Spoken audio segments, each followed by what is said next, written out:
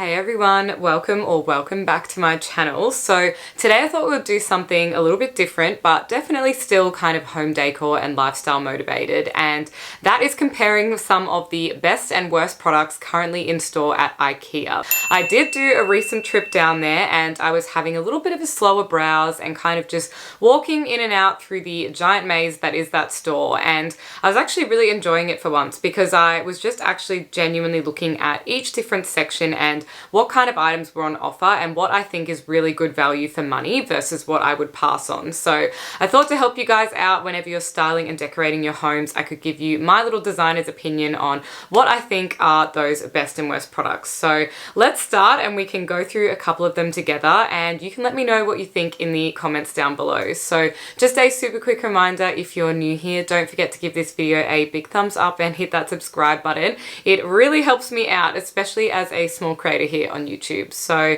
let's get straight into the first thing I want to talk about, and that is art and art frames. So Ikea definitely has a huge selection of frames, and it's not always something that's in stock when you're in store, which can be a little bit annoying if it's on the weekend and you're trying to do a bit of a DIY. But as someone who really enjoys those affordable kind of options, I have to say that between some of those more budget stores, especially here in Australia specifically, we've got Kmart, you've got Target, Big W, potentially Officeworks if you were looking for frames, and then you have Ikea. And honestly, the Ikea frames in terms of their quality and the variety is probably second to none out of those stores. And here's why, and why I would honestly recommend them, because they are beautifully made. They're a touch more expensive, but I've never had one of them break. Whereas when I've got some frames from Kmart, even though you know I love that store, I find they're very clunky and heavy. The backs of them are very thin and they're just not as good quality. So I can definitely say I would recommend some of the frames from Ikea. So as you can see behind me, I have kind of done that with a few of the different frames from Ikea. So I had the Ribber, the Nophang, which is probably my absolute favorite. It's a very beautiful classic looking frame and only $15. So like I said, you could potentially get cheaper frames elsewhere, but I do think if you're looking for something a little bit more unique and better quality, then I would use these ones. So I've got a variety of different sizes, and this is a really, really effective way to create one of those gallery wall type situations. If you're not into the sort of randomized effect, you could also just do something much more uniform, and it is such an incredibly cheap way to make over a very boring room and wall in your house. So I definitely recommend dropping down there, but what I wouldn't recommend is the art. And no offense to Ikea, but I really just do not like the prints that they have in those frames. First of all, the default prints in the frames are like basic stock photography, and I just don't think they're very attractive in terms of home decor.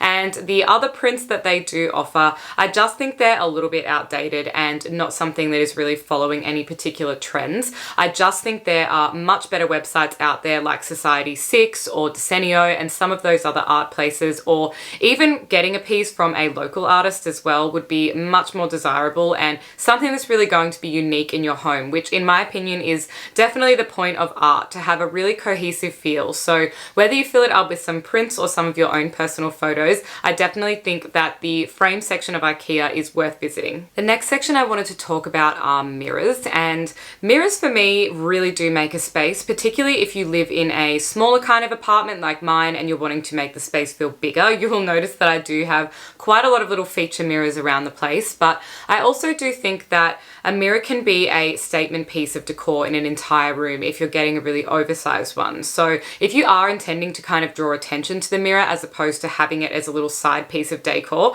I am not quite in love with the range at Ikea, and I think it's for two reasons. One is they are reasonably expensive for what they are, and the other one is they're just kind of not it. Like, they're very, very close to being something cool, but if you wanted something extremely minimalist, I could see that you would maybe go there and grab one, but I've certainly seen mirrors cheaper at places like Kmart, where you can get the big arch mirror that's almost a meter tall for only $40, and a similar kind of mirror from these guys is around about $200. And there is a mirror called the Rainbow, if I'm pronouncing that correctly, and it kind of has this same gold filigree sort of look to it, but I just honestly don't think it is special enough for how expensive it is and how much of a statement piece that would be in your room, because I have a similar mirror to this that is a white timber Ikea kind of filigree print, and it was maybe about $280, but it is far more spectacular and a real showpiece in my home. So I do think to do your research if you're looking for a mirror, and don't just kind of take the easy option and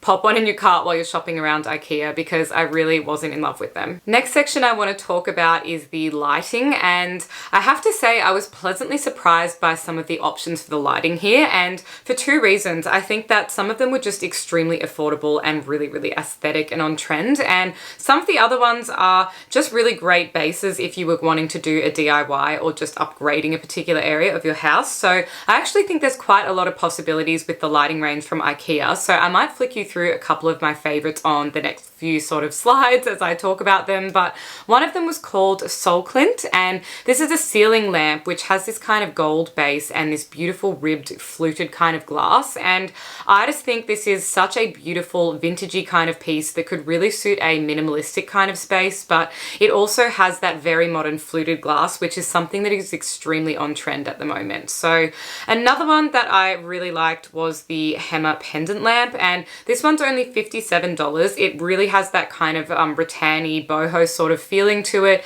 It does look a little bit more rustic, and although it's cheap, I don't actually think that it looks too cheap, which is really positive, because sometimes if you kind of go to, for example, Kmart versus Ikea for lighting, I think their pendants that are in the rattan or timber, they're actually plastic, so they look extremely synthetic when you get up close. So if you are having a pendant that is going to be at eye height, you really need to be considerate of the fact that it isn't too cheaply made, because people are actually going to be interacting with it much closer than you would be to a ceiling light or something like that. Some other pendant lamps that I saw there, which I think could be really, really popular in terms of a kitchen space or a pendant over a dining table or something, were the Bunkelfo and also the Cinelig. So you have to bear with me on the pronunciation, because obviously it is a little bit complicated, but I thought that both of these really had that kind of, again, sort of like boho farmhousey kind of feel, and I think if that's the direction you've gone in with your house, they are very suitable lights for that space, and I actually thought they were quite cute. So yet again, if you were looking for a more budget option, you could definitely go for these, but also if you were looking for something probably a little bit better quality, I would definitely jump on a website like Beacon Lighting and have a look at their range instead, because they do sort of have quite sturdy lights, and I think the warranties would potentially be better than some of the stuff that you might get from Ikea. In terms of a more industrial or darker kind of feeling home, I think they also had some great options for that too. So I just really liked the lighting section. I think there was a ton of different examples. There's a pendant lamp called the Hector, which is a kind of dark industrial looking sort of light, and there was also another black colored one called the Screw-Up, and this was also kind of similar to that white one from previously, but I just think there are so many options, and quite affordable if you had to purchase a few, if you were using some in a cluster or in a row to sort of make a bit of a feature as well. So definitely more impressed than I thought I would be by the lighting section at Ikea. Next section I was browsing through was the outdoor furniture, and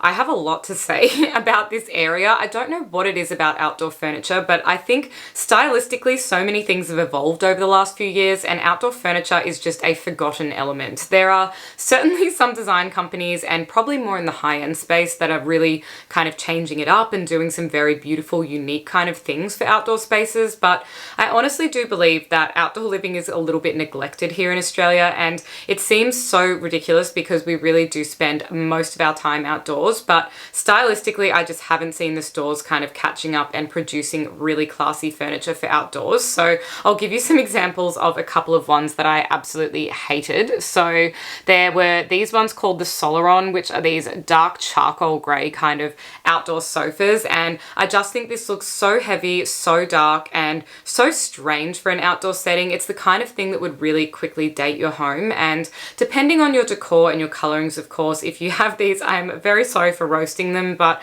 I just think they're such an old-fashioned, heavy, bulky looking piece of furniture, and when I think of the outdoors, I kind of think about connecting to nature and really ethereal kind of looking furniture. So that's why I would recommend the one, which I actually have the one-seater version of out on my balcony, and I think this is an incredible incredible piece of furniture from Ikea, and I do think that the price is really, really reasonable for what you get and how easy it is to put together, because we all know building an Ikea flat pack is an absolute headache sometimes. So the one that I'm absolutely in love with is the Havston, and this comes in a 1, 2 or 3 seater. It also has options with arms on it or without. In my case, I went for the one without the arms, and I do really love it. I think it's such an incredibly beautiful, comfy chair. The cushion covers are they have a zip on them, sorry, so that you can actually remove them, and they're washable, and it is just a beautiful, beautiful piece of furniture. If you had a large outdoor space and you wanted it to be really bright and airy, I would absolutely recommend getting a few of these if you could afford them and popping them out there, because they are just such gorgeous statement pieces of furniture. And not only that, but they're incredibly comfortable as well, which is something we all want when you're lazing outside on a sunny day, because you just want to be relaxing and not feeling like there's anything digging into you or you can't quite get comfortable. Next section I wanted to talk about are some of the kind of more everyday essential items that you could kind of find at Ikea, and here is another space where I think they really shine, and that's to do with some of like the pantry organization things and the food storage containers, because I honestly think they are great quality and they're really aesthetic and quite cheap as well. So yet again, when you're doing like a bit of a pantry overhaul, you know you're going to have to buy like maybe 30 to 50 containers depending on what it is that you want, particularly if you are like moving house or starting over and you really want to organize things out. So I always say the best method for figuring out a pantry overhaul is to write down a list of absolutely everything that you would want to actually store in a container, and to what degree does it need to be sort of airtight to keep it fresh, and then you can kind of from there go on and find all the different sort of sizes of containers. But I'll show you through a little bit of the range. So they do have these ones called the dry food jar with the lid, and then there's also food containers. So there are ones with kind of white plasticky sort of looking lids, and then there are also the bamboo and glass looking containers, and I think these just look incredibly aesthetic when sort of labeled up and stacked in a pantry, and they just seem to be quite good quality. So I think that's definitely something worth looking into, because they really do seem to do those kind of kitchen accessories really well. And on top of that, there is always a ton of different little kitchen things you can pick up at Ikea as well, whether it be like a sieve or some cutlery and things like that. So it definitely does sort of have it all, and that is a section you could certainly spend a bit of time browsing in if you had something specific in mind. Last area I wanted to talk about today is the plants, and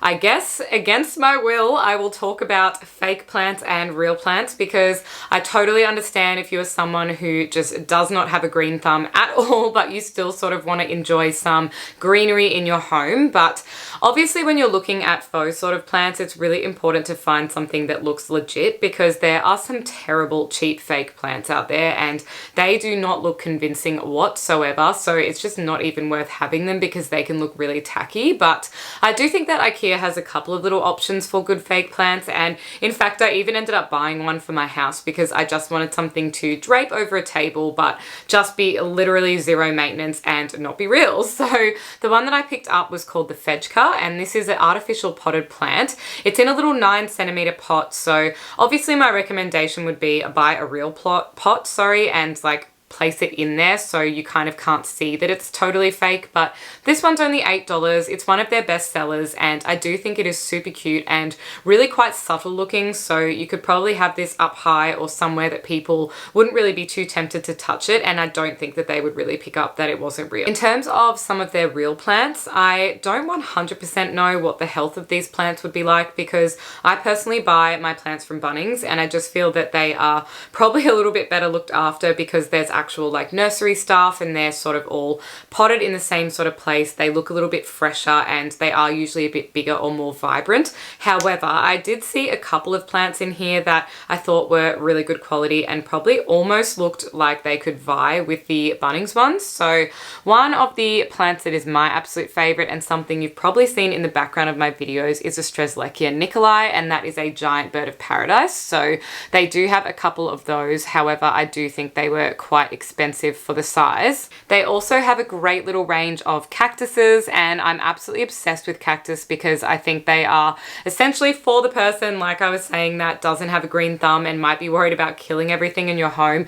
You can always keep a cactus alive, just do not overwater it. They pretty much thrive on their own and they don't need much help. Which also brings me to another type of plant, which is really, really great and very, very hardy. So it's a little bit of a bigger cactus, and that one's called the euphorbia. So these ones are actually a little bit hard to find and they can be really expensive if you get them at nurseries. So I was pleasantly surprised to see that Ikea had it for $59 because although that does seem a little bit on the higher side, it is really reasonable for this particular type of cactus. The last real plant that they have, which I actually have here behind me, but this is one that I got from Bunnings and potted up myself, but that would be the philodendron. And philodendrons are such a gorgeous indoor plant and they really, really do boom and thrive with reasonably minimal care. So I've had this one for quite a long time now and it's never even started to look vaguely sick. And I know some plants sometimes can kind of look like they're on the cusp of maybe dying and it really stresses me out, but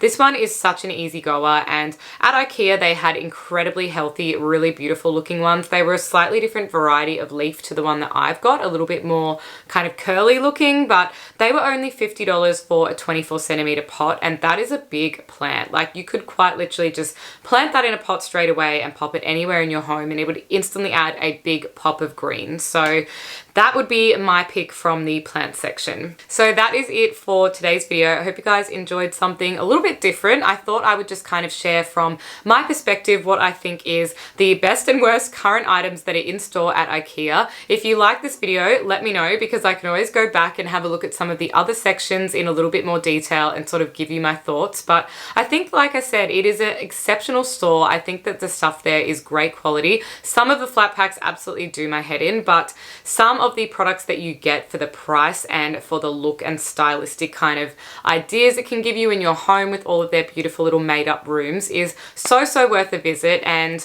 I could definitely recommend making a trip down to Ikea for some of those items that I mentioned in today's video. So thank you guys so much for watching and I'll see you next time. Bye.